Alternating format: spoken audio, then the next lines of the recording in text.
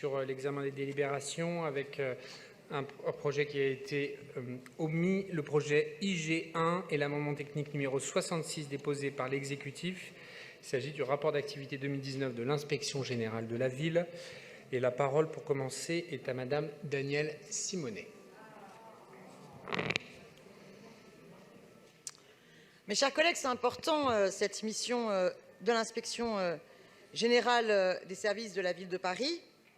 Le rapport montre la très grande diversité des objets de travail de l'inspection.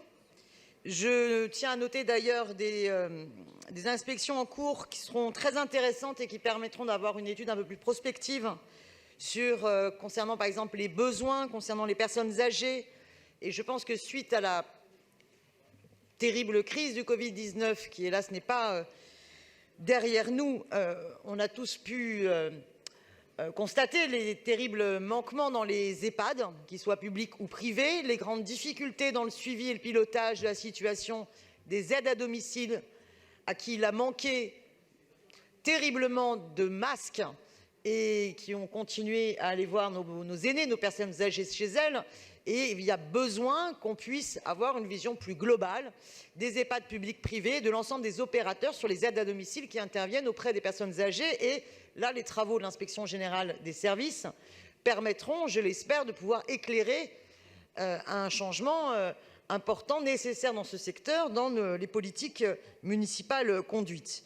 On pourrait aussi aborder la question du CASVP concernant les travailleurs sociaux, où pareil, pendant le confinement, les travailleurs sociaux ont été mis à rude épreuve. Il y a une énorme souffrance des travailleurs sociaux aujourd'hui, avec un management extrêmement dur de la part du CASVP qui ne correspond plus au respect même des métiers. J'espère que l'inspection pourra travailler sur tout cela.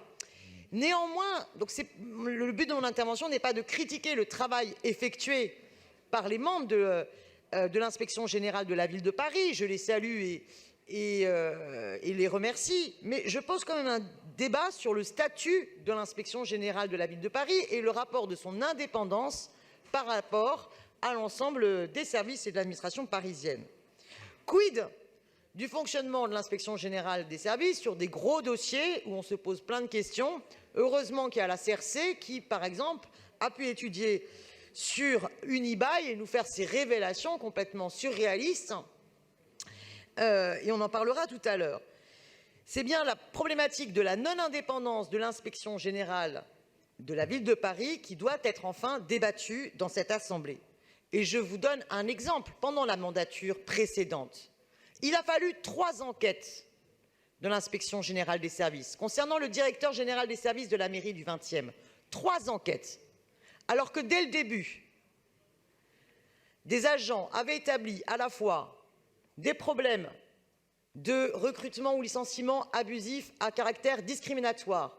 Un agent, et il y a eu d'autres témoignages, est en procédure judiciaire concernant des faits qui sont caractérisables d'agression sexuelle. Vous avez ensuite, toujours sur ce directeur général des services, des problèmes dans le management autoritaire ne respectant pas les agents, allant jusqu'à des propos qui peuvent être caractérisés pénalement sur des propos de grossophobie, de sexisme et de racisme. Je vous rappelle les révélations concernant une ancienne agente de nettoyage, hélas décédée pour d'autres raisons en situation de travailleuse isolée, et pour laquelle on avait découvert eh bien, que le directeur général des services souhaitait s'en séparer en disant « virez-moi cette grosse noire qui sent ». On est sur un sujet lourd. Il a fallu 3 inspections générales des services, mes chers collègues, pour qu'enfin ce directeur général des services sorte, quitte ses fonctions à la mairie du 20e. Alors, son devenir après, et aujourd'hui, est-il en retraite ou est-il dans une autre administration? Je n'ai pas le détail. Mais il y a un sentiment très fort de la part de pas mal d'agents que l'inspection générale des services, quand il s'agit d'enquêtes administratives internes qui concernent différents agents, eh bien, peut fonctionner un peu comme l'IGPN dans la police.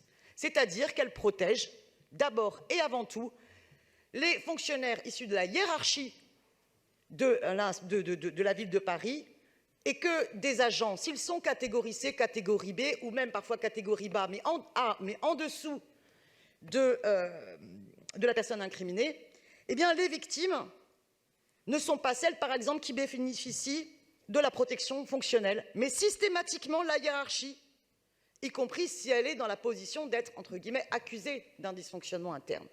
Je souhaite que dans cette mandature, on puisse enfin mettre sur la table et poser le fonctionnement quand il s'agit de souffrance au travail, quand il s'agit d'agression sexuelle, quand il s'agit de ces problèmes extrêmement graves. Il faut conclure, s'il vous plaît. Et que le mode de fonctionnement que nous avons et aussi le statut de l'inspection générale des services doit être abordé pour garantir un travail irréprochable de la part de la ville de Paris sur ces dossiers aussi lourds. Je vous remercie. Merci.